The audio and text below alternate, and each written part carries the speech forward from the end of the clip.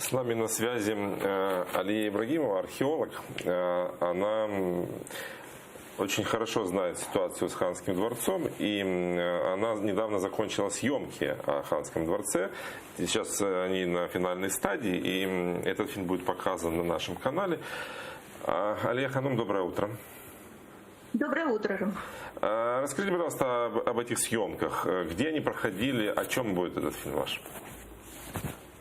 Этот фильм будет именно о тех событиях, которые были связаны с реставрационными работами на объекте Большая Ханская мечеть и главный корпус Ханского дворца с этими вот российскими проектными работами. И я отслеживала по электронным носителям в хронологическом порядке все эти события. И в то же время я параллельно давала те работы, которые мы проводили до 2014 года в Бахчисарайском заповеднике, когда мы продвигались в ЮНЕСКО.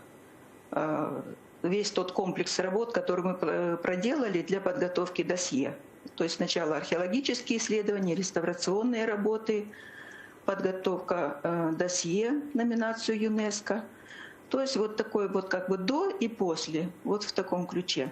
То есть это расследование, правильно я понимаю? Картина, да, расследование, полная картина как бы событий, происходящих сейчас, и то, что мы проделали до 2014 года, что у нас вошло в ЮНЕСКО.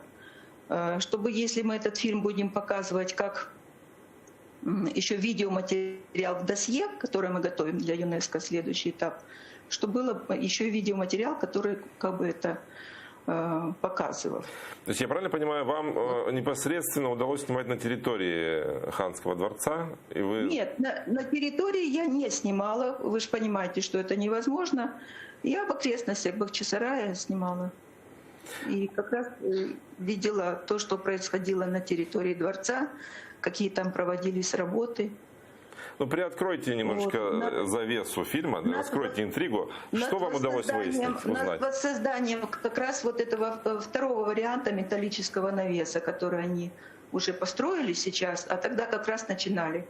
Разобрали старый навес, который был собран летом 2018 года, и начали собирать второй вариант, потому что первый вариант у них был неудачный, он не держался, там конструкции как бы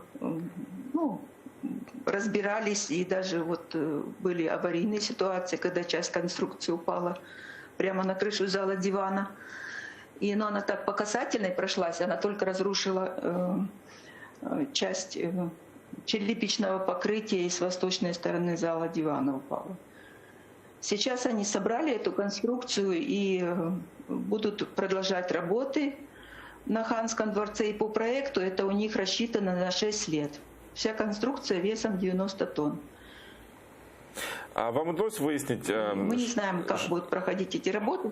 То есть подробностей, как будут проводить работы, мы не знаем, потому что сейчас в электронных сетях они уже не вывешивают, как будут проходить проектные работы.